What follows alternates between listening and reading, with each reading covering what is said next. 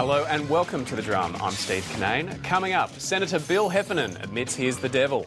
The National Party stakes their claim for a cut of the spoils of power. And the Fox News host who thinks President Obama is a racist holds his own civil rights march on Washington. Our panel tonight, Tim Palmer from the 7:30 Report, author and social commentator Jane Caro, and the ABC religion and ethics editor online, Scott Stevens.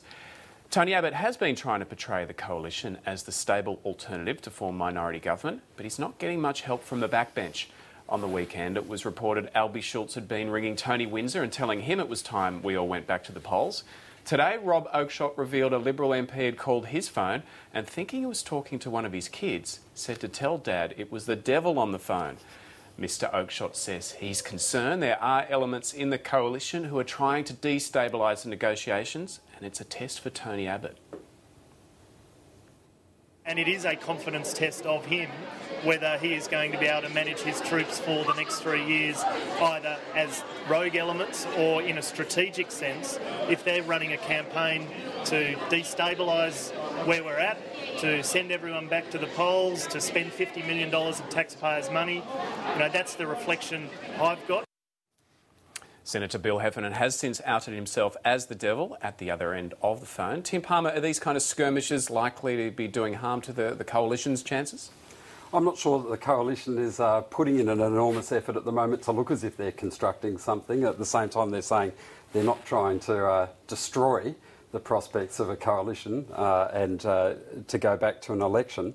I must say that as soon as I heard that the devil had come calling to Rob Oakeshott, for some reason Bill Heffernan was in my top 5 prospective Liberal MPs. I don't know why it occurred to me that way, but I mean, it's not traditional negotiating, clearly, but it's obviously what passes as a phone prank out in Junee.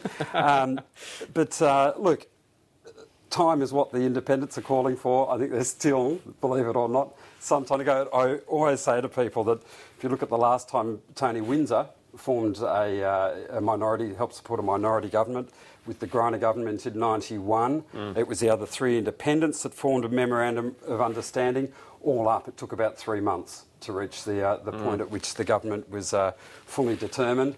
This one's slightly more complicated. I mean, we even saw in the Nationals room today more complications with exactly who's sitting with who. That's right. Now, Jane, we all thought that with Wilson Tuckey losing the seat of O'Connor that the Liberal Party's mad uncle had been put out to pasture, but there seems there's still a few wacky relatives in the party room. I'd say so. Mind you, I think Bill Heffernan's got tickets on himself if he thinks he's the devil. He's just a silly old man who does bad jokes, it would seem to me. The devil, one hopes, is a great deal sexier and more interesting than Bill Heffernan's ever managed to be. Look, I don't know what the Liberals are playing at. Maybe it's a strategy, but, you know, I always think the same thing. If we've got a choice between a conspiracy and a stuff-up, it's a stuff-up every time. So I'm going to say this is a stuff-up. They have some rogue elephants, as you say, or rogue uncles in the back benches and some closer to the front bench, I think, on occasions.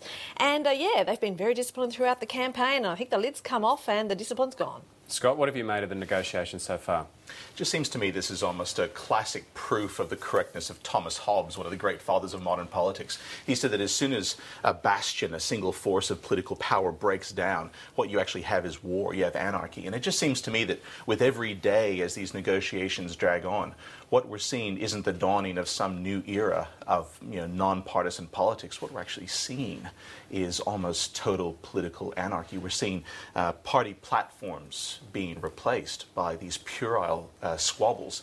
And once again, as we saw before the election, we're actually seeing these local issues taking pride of place in national negotiations, which, again, just seems to me entirely counterproductive. And you'd have to say that Labor seems the most eager to please, so much so that Wayne Swan wouldn't rule out on the weekend setting up the tariff barriers again. Which is...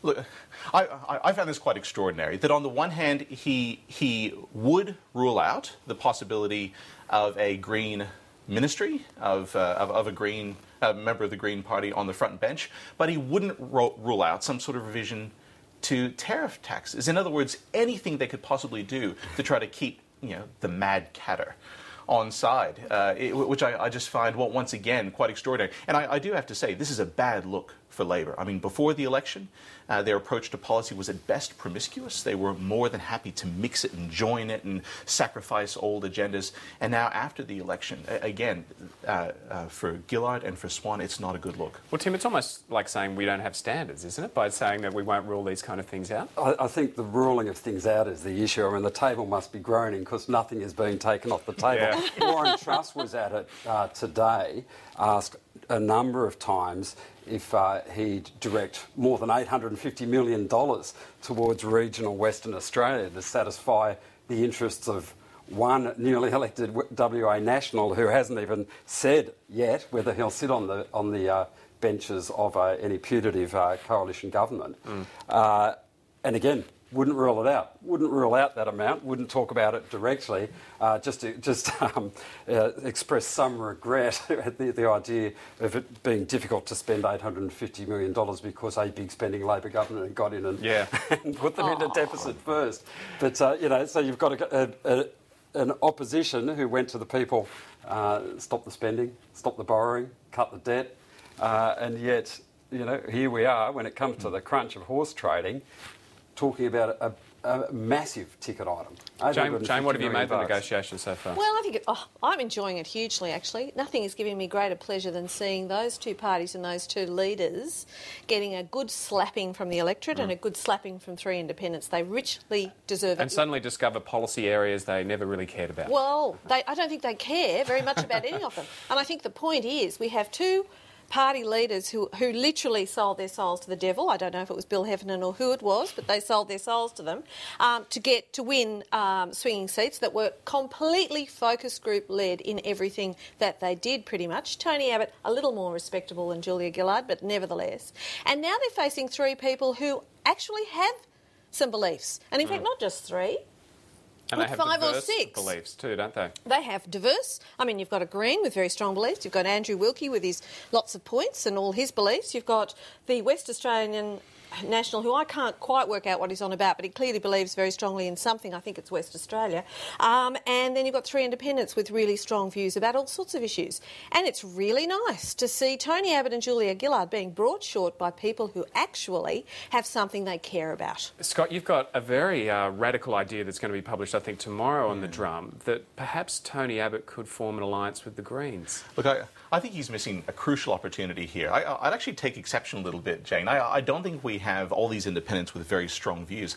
I actually think, if I can use a slightly different image, we have all these Lilliputian politicians scurrying, trying to get pride of place in the limelight. The latest, of course, being Steve Fielding, who hurled himself into the national debate with all the grace, is a good name for him. with all the grace and dignity of a piece of falling plaster. It was actually quite ridiculous. But I actually think that Tony Abbott is missing a real opportunity here. Instead of continuing the horse trading and the dealing and trying to cobble together some kind of bizarre policy amalgam, as he did in the lead-up to the election. I think selling the soul to the devil is exactly right.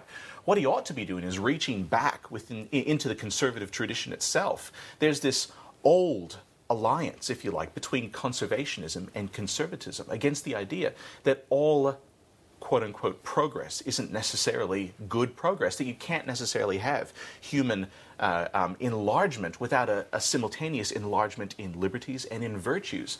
And I think that if there was one way to shatter, to remake the Australian political landscape, it would be for the possibility of a kind of green conservatism. Was that a time, though, when conservatism wasn't linked to business? Because what we're seeing now is, the Liberal Party saying Greens are anti-business.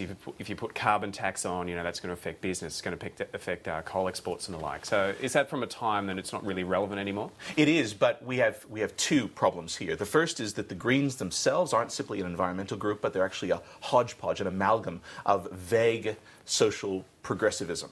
And at the same time, conservatism in Australia, if I can just say this, it's a desiccated variety. It's conservatism at the lowest end of the gene pool. And I think the way that conservatism in Australia has taken shape isn't necessarily the way that it ought to.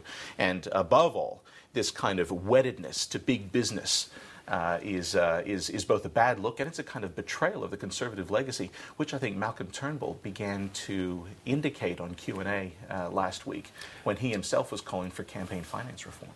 But it's interesting, isn't it? Because I'm never quite sure that conservative and progressive, left and right actually make much sense anymore. They're kind of old 19th century, 20th century economically driven things. I keep seeing the world now much more along the lines of authoritarian versus small L liberal. And most people seem to have a mixture of those. So, for example, the Liberal Party is small L liberal when it comes to economics. They, laissez-faire, let the winner keep it all, blah, blah, blah.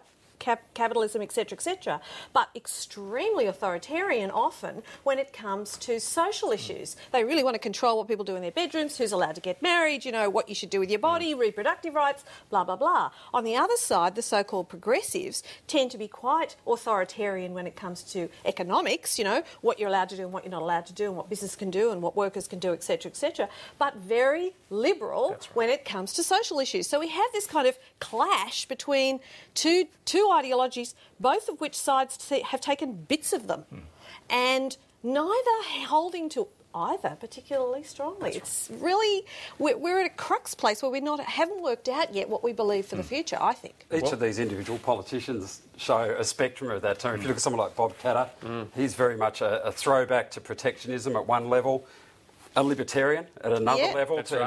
Gun control and the gun control's gone too far.